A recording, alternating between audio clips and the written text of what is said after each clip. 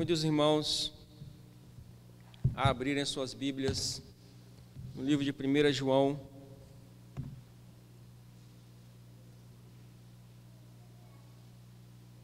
capítulo 2.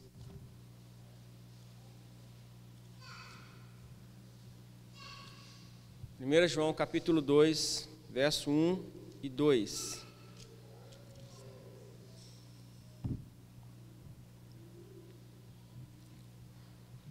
Diz assim a palavra de Deus: Filhinhos meus, estas coisas vos escrevo para que não pequeis. Se, todavia, alguém pecar, temos advogado junto ao Pai, Jesus Cristo, o justo, e Ele é a propiciação pelos nossos pecados, e não somente pelos nossos próprios, mas ainda pelos do mundo inteiro. Oremos, meus irmãos, mais uma vez.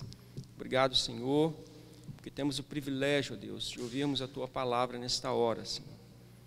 Fala, Deus, ao nosso coração. Senhor, ó Deus, em que fala nesse instante.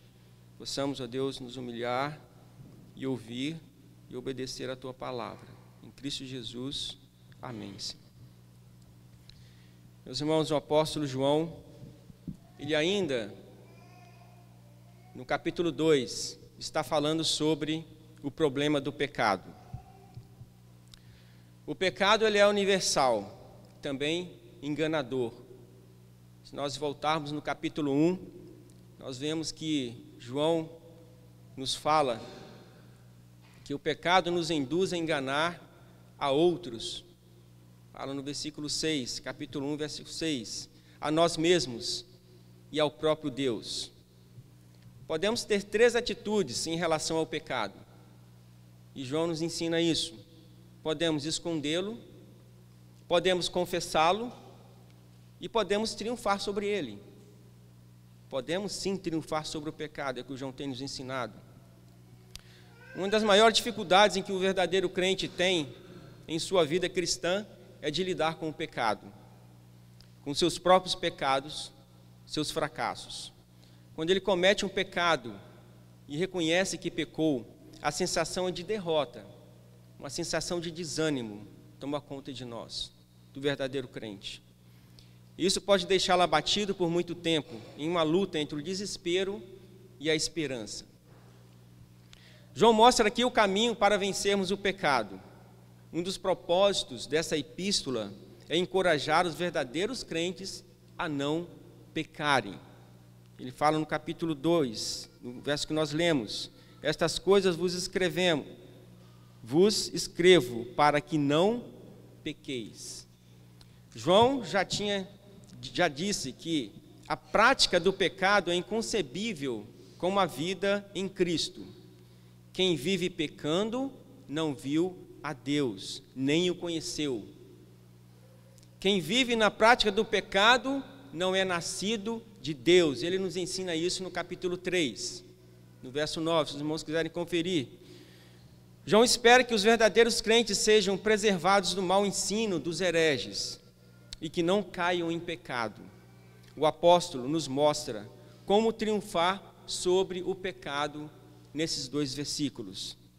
Ele nos apresenta Jesus como intercessor, como o justo e como a propiciação. A Bíblia nos ensina que a perfeição moral absoluta é impossível de ser conquistada nesta vida. O perfeccionismo não é bíblico. Entretanto, a Bíblia nos diz, Colossenses capítulo 2, que o verdadeiro crente é perfeito somente em Cristo Jesus. Mas ainda estamos num processo de aperfeiçoamento. Os irmãos conferem lá em Colossenses capítulo 2. Colossenses capítulo 2, verso de 6 a 10. Diz assim: ora, como recebestes a Cristo Jesus, o Senhor, assim andai nele radicados e edificados, e confirmados na fé, tal como fostes instruídos, crescendo em ações de graça. Cuidado que ninguém vos venha enredar com a sua filosofia e vãs sutilezas, conforme a tradição dos homens, conforme os rudimentos do mundo, e não segundo Cristo, porquanto nele habita corporalmente toda a plenitude da divindade. Então ele nos fala, também nele estáis aperfeiçoados. Ele é o cabeça de todo o principado e potestade. Então nós entendemos, nós compreendemos que nós somos, sim, podemos ser fiéis, podemos ser santos, porque Cristo, Ele é santo. A santificação é um processo gradual. A perfeição obtida em Cristo é operada gradualmente em nós. Esse processo só é terminado na glorificação. Meus irmãos, há duas posições perigosas em relação ao pecado. A indulgência ou tolerância, por um lado, e a severidade, por outro lado. Vale ressaltar que João trata da questão do pecado de forma negativa, quando ele fala, filhinhos meus, estas coisas vos escrevo para que não pequeis. E depois ele trata positivamente, se todavia alguém pecar, nós temos um advogado. John Stott, ele comenta esse texto, e ele está correto quando ele diz que é importante manter essas duas afirmações em equilíbrio. É possível ser demasiado indulgente e demasiado severo para com o pecado. A tolerância em demasiado grande seria quase encorajar o pecado no cristão, salientando a provisão do perdão de Deus para o pecador. Uma severidade exagerada, entretanto, seria negar a possibilidade de um cristão pecar ou recusar-lhe perdão e restauração se ele cair. As duas posições extremas são contestadas aqui por João. O pecado é maligno e jamais deve ser incentivado ou tolerado. Cristo morreu não para nos salvar em nossos pecados, mas dos nossos pecados. Entretanto, aqueles que fecham a porta da esperança para os que são surpreendidos no pecado, estão também em desacordo com a palavra de Deus. O propósito de João é que os crentes não pequem, mas, se pecarem, eles têm como intercessor e propiciação a Jesus Cristo. João inicia esse versículo falando, filhinhos meus. João se dirige aos crentes como seus filhinhos na fé. Ele tem amor e autoridade para ensiná-los. Não apenas os chama carinhosamente de filhinhos, mas meus filhinhos. Aqui também poderia ser traduzido por criancinha. A forma diminutiva é usada para expressar afeto. João procura falar aqui de forma mansa e suave, porque ele queria ter toda a atenção de seus ouvintes para a sua mensagem. Então João continua, filhinhos meus, verso 1, capítulo 2, verso 1, filhinhos meus, estas coisas vos escrevo para que não pequeis. João passa a explicar a que propósito escreveu essa epístola. Ele declara aos seus leitores que sua carta ou sua epístola tem um propósito prático, que os verdadeiros crentes não pequem. O que podemos aprender dessa declaração de João é esta, que Deus nos deu a Bíblia para que aprendamos a não pecar. Nos deu a palavra de Deus para que nós possamos evitar o pecado em nossas vidas.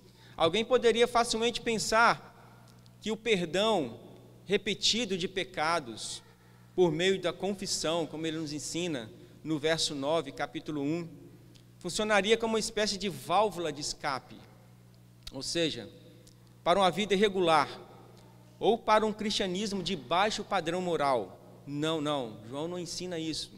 João diz, Escrevi estas coisas exatamente para que vocês não pequem. João havia aprendido com o Senhor Jesus que a manifestação do perdão e da graça de Deus visa uma vida sem pecado. Conforme Tiago, Deus não nos induz ao pecado. Nunca é da vontade de Deus que pequemos. Os irmãos podem conferir em Tiago, capítulo 1, verso 13. Texto bastante conhecido, nos fala assim: ninguém, ao ser tentado, diga, sou tentado por Deus, porque Deus não pode ser tentado pelo mal, e Ele mesmo a ninguém tenta. Portanto, quando fazemos alguma concessão ao pecado, estamos indo de encontro ao que temos aprendido na palavra de Deus. Não faça, meus irmãos, concessão ao pecado. Os pecados de alguns heróis da fé não foram registrados como desculpa para pecarmos, mas como aviso para vigiarmos e orarmos mais, para não suceder o mesmo conosco. O crente verdadeiro não pode tratar de forma leviana o pecado, só porque o perdão é oferecido por Deus. Nós já lemos no início, durante o culto, 1 João 9, e vamos repetir aqui: se confessarmos os nossos pecados, Ele é fiel e justo para nos perdoar os pecados e nos purificar de toda injustiça. Quem encontra o perdão justo de Deus por meio do sangue de Cristo derramado na cruz, não pode de forma alguma pensar o seguinte: esse pecado não é tão grave, posso continuar pecando. Ou se você de repente não pensa, mas você age dessa forma. Se alguém pensa assim ou age dessa forma, não entendeu a respeito da santidade de Deus, nem jamais compreendeu o quanto custou o perdão de seus pecados, quando Cristo morreu na cruz. O apóstolo expressamente quer deixar claro que a finalidade de sua mensagem é a rejeição séria e resoluta do pecado. O pecado na vida dos crentes deve ser um acidente, não um hábito, não uma prática. Cumprir o dever de confessar não nos outorga licença para que vivamos na prática do pecado. Gostaria que os irmãos abrissem em Romanos. Paulo nos fala uma mensagem que tem a ver com o que João tem nos ensinado aqui. Romanos, capítulo 8, o verso de 11 a 14.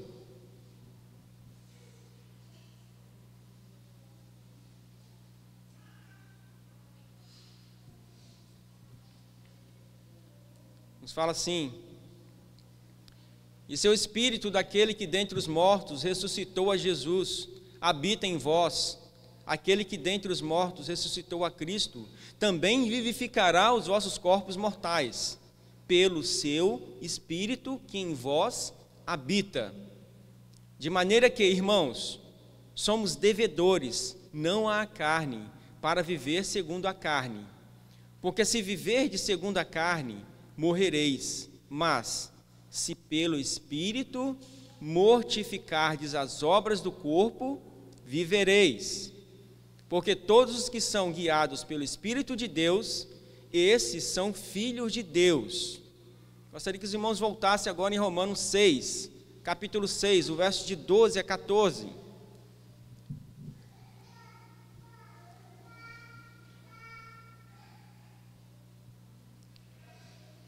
O pecado pode e deve ser derrotado pelo poder do Espírito Santo. E nos fala assim: não reine, portanto, o pecado em vosso corpo mortal, para lhe obedecerdes às suas concupiscências.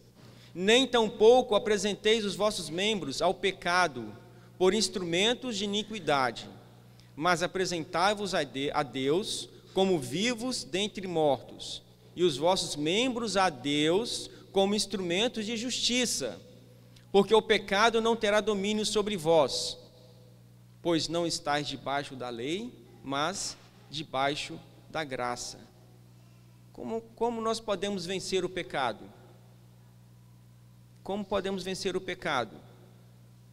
Mortificando as obras do corpo, negando a nós mesmos. Como Paulo nos ensina, nem tampouco apresenteis os vossos membros ao pecado, por instrumentos de iniquidade. Pelo contrário, mas apresentai-vos a Deus como vivos dentre os mortos, e os vossos membros a Deus como instrumentos de justiça.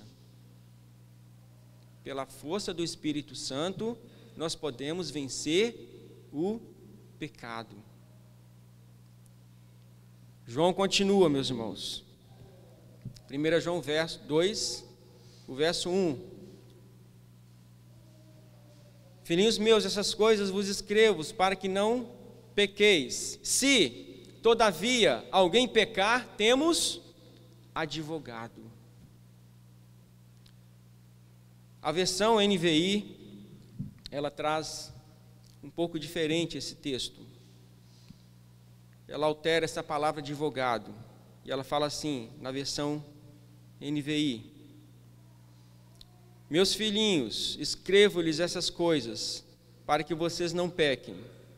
Se, porém, alguém pecar, temos um intercessor. Conforme os teólogos, essa mesma palavra, advogado, no original, ela pode significar ajudador, intercessor. Na literatura rabínica, essa palavra podia indicar a pessoa que oferecia auxílio legal, ou aquela que intercedia em favor de outra. E particularmente eu acho essa a melhor interpretação. Nós temos um intercessor junto ao Pai. A mesma palavra aparece mais 4 vezes no Novo Testamento, todas no Evangelho de João, onde é traduzida como Consolador, e se refere ao Espírito Santo. Esta mesma palavra, no original. Quando Cristo estava na terra, ele era o intercessor dos discípulos.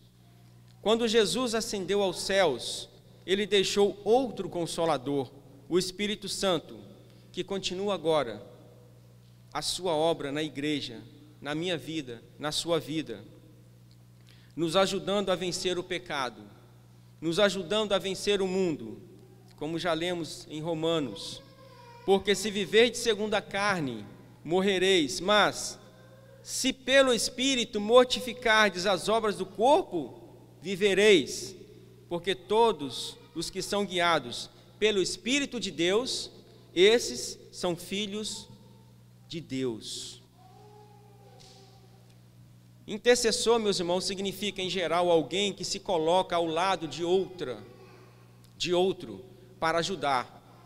Alguém que pleiteia a causa de outra pessoa e também lhe dá conselho. Quando João usa a palavra aqui, aplicada a Cristo, a ideia é que ele fala com o Pai sobre nós, em nossa defesa, intercede para que sejamos perdoados. A obra intercessória de Cristo foi prefigurada no Antigo Testamento.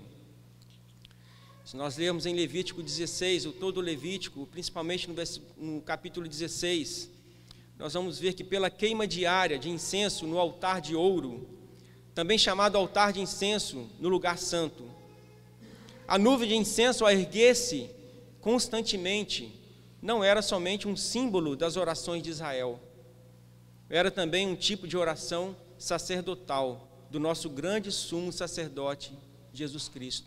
Isso nós aprendemos em Hebreus no capítulo 8.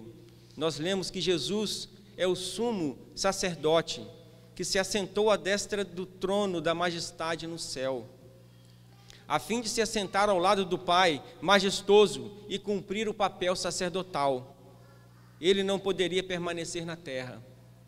Ele deveria subir ao céu e entrar nele como sumo sacerdote para o nosso bem. A famosa expressão de Cristo, quando ele está lá na cruz, tetelestai, ou seja, ele fala, está consumado, em João 19:30, se refere também ao fim da sua obra sacerdotal aqui na terra.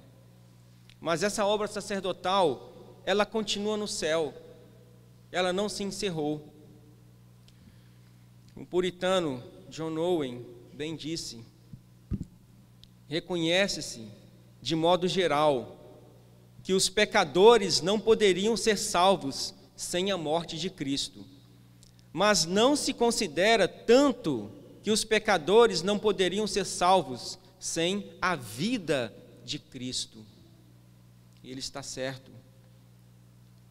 Porque, como nosso sumo sacerdote, Cristo pode salvar totalmente os que por ele se chegam a Deus, vivendo sempre para interceder por eles. E nós vemos isso lá em Hebreus, capítulo 7. Os irmãos abram, por favor, Hebreus capítulo 7. Nós vamos ler do verso 20 ao 25. Cristo, nosso sumo sacerdote, capítulo 20, eles falam assim, do 20 ao 25, Hebreus 7, 20 ao 25. E visto que não é sem prestar juramento, porque aqueles sem juramento são feitos sacerdotes, mas este com juramento por aquele que lhe disse: o Senhor jurou e não se arrependerá, tu és sacerdote para sempre.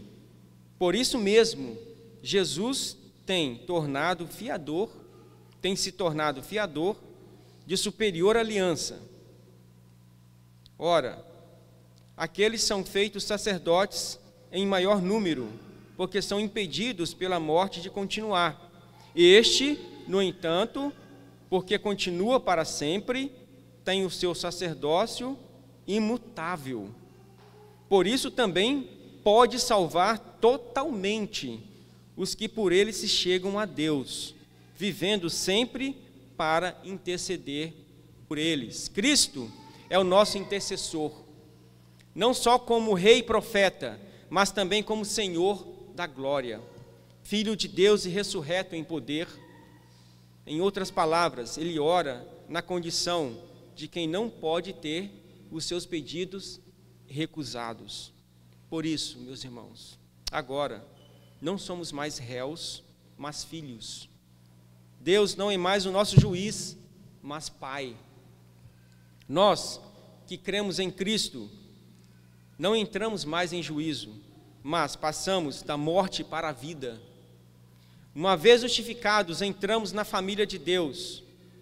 Se pecarmos, não precisamos de uma nova justificação do juiz divino, mas do perdão do Pai.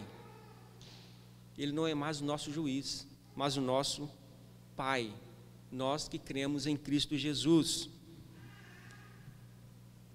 E João continua: filhinhos meus, essas coisas vos escrevo para que não pequeis. Se todavia alguém pecar, temos advogado ou intercessor junto ao Pai, Jesus Cristo, o justo.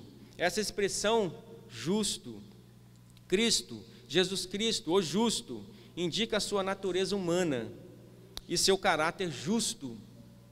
João enfatiza não apenas a humanidade de Jesus e o ofício messiânico de Cristo, mas também seu caráter perfeito. Ele é o justo que veio morrer pelos injustos. E nós vemos isso na carta de Pedro, 1 Pedro 3,18. Nos fala assim, 1 Pedro 3,18: pois também Cristo sofreu pelos pecados, uma vez por todas, o justo pelos injustos, para conduzir-nos a Deus. Sendo justo, Jesus pode comparecer diante de Deus e ser o nosso defensor, e ser o nosso intercessor. Jesus não veio para manipular a lei, mas para cumpri-la. Ele não veio para encontrar brechas na lei, para nos inocentar da culpa, mas para cumprir as exigências da lei e nos livrar da condenação do pecado. Ele se colocou sobre a lei e viveu em obediência à lei. Os judeus o acusaram de beberrão, o acusaram de violador do sábado, amigo de pecadores. e até de endemoniado. Os membros do Sinédrio contrataram testemunhas falsas para acusá-lo. Ninguém, contudo, pôde acusá-lo de pecado. Por esta razão, ele pode ser o nosso intercessor, Jesus Cristo, o justo. Destacamos aqui alguns pontos importantes. Jesus não veio para defender nossa inocência, mas destacar a nossa culpa. Jesus não veio para mostrar nossas virtudes, mas para apontar nossos pecados. Jesus, como nosso intercessor, não diz que somos inocentes.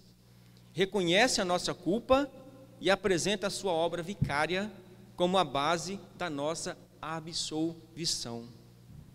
Nós aprendemos nos evangelhos de Jesus Cristo que Jesus Cristo, nosso intercessor, não veio buscar justos, mas pecadores. Ele não veio para os sãos, mas para os enfermos. Ele não veio salvar os que se julgam bons, mas veio buscar e salvar os perdidos. Jesus não veio para dizer que o homem é bom. Jesus não veio dizer que o homem é bom. Muitos se julgam perfeitos e essencialmente bons. Mas a Bíblia, em Romanos capítulo 3, diz que todos pecaram e destituídos estão da glória de Deus. E mais ainda, não há justo nenhum sequer. É bom enfatizar, meus irmãos, que Jesus veio para morrer pelos pecadores e não por aqueles que aplaudem as próprias virtudes. Aquele que diz que não tem pecado engana-se a si mesmo e faz de Deus mentiroso. Jesus não veio para dizer que temos méritos diante de Deus, mas para sermos absolvidos. A defesa que Jesus apresenta em nosso favor à destra de Deus não é fazendo uma apologia dos nossos méritos pessoais, mas da virtude e eficácia de seu sacrifício em nosso favor. Somos salvos pela fé e não pelas obras, conforme nós aprendemos em Efésios. Não somos aceitos pelas obras que fazemos, mas pela obra que Cristo fez.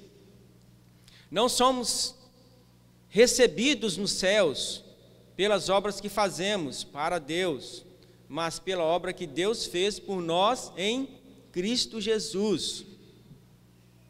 E mais, Jesus não veio para dizer que somos inocentes. Longe de defender nossa inocência, Jesus reafirma nossa culpa. Deus não inocenta o culpado, nós aprendemos isso em Êxodo. E a alma que pecar, essa morrerá. Está lá em Ezequiel. Só aqueles que se reconhecem pecadores, culpados, podem ter a Jesus como seu intercessor. Só aqueles que estão desamparados por causa dos seus pecados, só aqueles que estão desesperados por causa dos seus pecados, podem encontrar o alívio do perdão e a alegria da reconciliação por meio de Cristo Jesus. Se não tivermos uma concepção real da malignidade e da gravidade do pecado, não teremos uma visão correta do Salvador, nem mesmo da salvação. Ele não veio apenas para falar por nós, mas para morrer por nós. Jesus é o nosso fiador, representante e substituto. O apóstolo João diz que Jesus é a propiciação pelos nossos pecados. E João continua, capítulo 2, verso 2. Ele é a propiciação pelos nossos pecados, e não somente pelos nossos próprios, mas ainda pelos do mundo inteiro. João escreve, e ele é a propiciação pelos nossos pecados. A ideia é aplacar a ira de Deus. A ideia dessa passagem, dessa mensagem é que Jesus propicia a Deus com relação aos nossos pecados. A propiciação está ligada aos sacrifícios do Antigo Testamento. Animais eram sacrificados e o sangue derramado como pagamento pelo pecado. Os sacrifícios eram oferecidos para cobrir os pecados e afastar a ira de Deus sobre os pecadores. Cristo é o sacrifício. Essa é a mensagem do Antigo Testamento. Cristo é o sacrifício, providenciado pelo próprio Deus, que satisfaz a justa ira do próprio Deus pelos nossos pecados. Cristo desvia essa ira de sobre nós, apaziguando a Deus e nos reconciliando com Ele. Nós podemos aprender isso em Romanos, em 1 Pedro também. Cristo morreu na cruz para propiciar a Deus. Deus precisa ser propiciado, uma vez que sua ira permanece sobre todo o pecado e, de algum modo, tem de ser afastada ou aplacada a ira de Deus. Não foi a cruz que produziu o amor de Deus, mas o amor de Deus que produziu a cruz. Jesus não é apenas o propiciador, Jesus, ele é a propiciação. Ele tomou sobre si os nossos pecados, ele levou sobre si a nossa culpa, ele bebeu sozinho o cálice da ira de Deus contra o pecado, ele se fez pecado por nós, ele foi humilhado, cuspido, espancado, moído, ele morreu a nossa morte. A cruz é a justificação de Deus. Pelo seu sacrifício, nossos pecados foram cancelados. Agora estamos quites com a lei de Deus. Agora estamos justificados. Jesus é a propiciação pelos nossos pecados. Novamente, meus irmãos, eu quero citar John Stott, que comenta também esse texto. E ele comenta o seguinte: Cristo ainda é a propiciação, não porque, em algum sentido, ele continue a oferecer o seu sacrifício, mas porque o seu sacrifício único, uma vez oferecido, tem virtude eterna, que é eficaz hoje para os que creem. Assim, a provisão do Pai para o cristão que peca está em seu Filho, que possui tríplice qualificação: seu caráter justo, sua morte propiciatória e sua advocacia celestial. Cada uma depende das outras. Ele não poderia ser o nosso advogado no céu hoje, se não tivesse morrido para ser a propiciação pelos nossos pecados. E a sua propiciação não teria sido eficaz se em sua vida e caráter não tivesse sido Jesus Cristo o justo. Nós destacamos aqui alguns pontos importantes. Primeiro, a necessidade da propiciação. O fim principal do homem é glorificar a Deus e ter comunhão com Ele. No entanto, o problema supremo do homem é o pecado, e este separa o homem de Deus.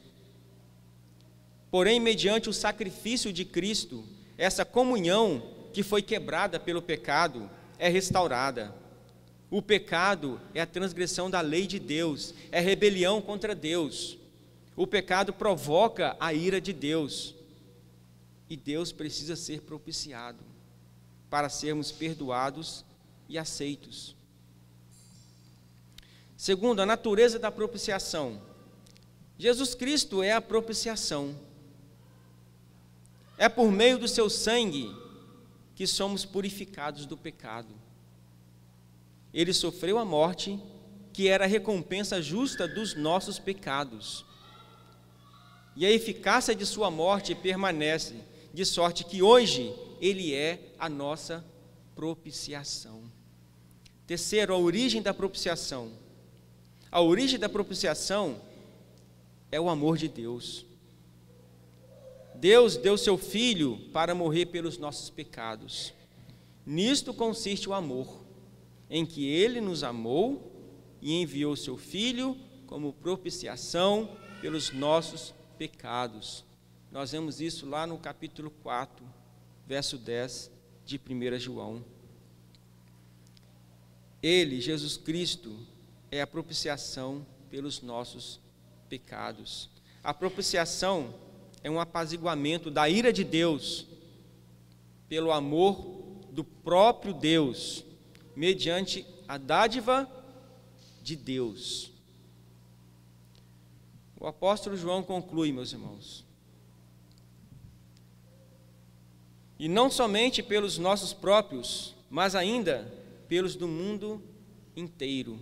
Ele é a propiciação pelos nossos pecados, e não somente pelos nossos próprios, mas ainda pelos do mundo inteiro. O que João está ensinando aqui, meus irmãos, certamente não é o universalismo. O sacrifício de Cristo alcança todo mundo em extensão, no sentido de que ele morreu para comprar para Deus os que procedem de toda tribo, língua, povo e nação, mas não todo indivíduo indistintamente. É todo mundo sem acepção, mas não todo mundo sem exceção. O mundo inteiro não está relacionado a cada criatura feita por Deus. A palavra inteiro descreve o mundo em sua totalidade, não necessariamente em sua individualidade. O universalismo, a crença de que Deus salvará a todos, não é um ensino bíblico, e nem o que João está querendo ensinar aqui. Essa declaração de João parece contradizer outros textos bíblicos que declaram que Cristo morreu com o propósito de pagar os pecados somente do seu povo. Mas fica difícil entender que João está ensinando aqui que Cristo pagou efetivamente os pecados de cada homem e mulher que já existiram. Meus queridos, Deus nos deu a Bíblia para que aprendamos a não pecar. Os exemplos de pecados de grandes homens de Deus, como Davi, como Moisés, como Abraão, que nela encontramos, não visam nos passar a ideia de que o pecado é aceitável, e sim de nos advertir contra ele. Quem usa a Bíblia para se justificar, para justificar os seus pecados, está desvirtuando completamente o propósito pela qual ela nos foi dada, e aumenta ainda mais a sua iniquidade. Se pecarmos, podemos suplicar pelo perdão, porque Cristo é o justo, aquele que apaziguou a ira de Deus, aquele que intercede agora por nós diante de Deus, como nós lemos em Hebreus. A oração intercessória de Cristo é uma oração que nunca falha. Junto ao túmulo de Lázaro, como nós vemos lá em João 11, o Senhor expressou a certeza de que o Pai sempre o ouve, porque ele disse: Senhor, eu sei que o Senhor sempre me ouve. Suas orações intercessórias em nosso favor estão baseadas em sua obra expiatória. Ele fez por merecer tudo quanto pedir, e nisto está a segurança de que essas orações são eficientes. O povo de Deus, ou seja, nós, podemos encontrar consolo e segurança do fato de contar com um intercessor tão eficaz junto ao Pai. Ao interceder, Cristo não só traz o nosso nome ao Pai, mas também envia o Espírito Santo para nos abençoar. Ele não só nos salva, mas também tem compaixão de nós em nossas fraquezas, porque ele foi tentado nas mesmas coisas que nós somos. Contudo, Cristo não pecou, motivo pelo qual ele, e somente ele, precisa se apresentar ao Pai Celestial, a fim de trazer bênção à igreja, por meio de sua intercessão. Eu termino, meus irmãos, com uma frase de um presbiteriano que viveu no século XIX, presbiteriano escocês, Robert Murray. Ele nos diz assim: se eu pudesse ouvir Cristo orar por mim no cômodo ao lado, não temeria 1 milhão de inimigos, mas a distância não faz diferença, Ele ora por mim. Deus possa nos abençoar, meus irmãos, Deus possa nos ajudar a termos uma vida na presença dEle, a darmos lugar ao Seu Espírito, para que não pecamos, para que não possamos pecar. Deus nos ajude a não pecar contra Ele.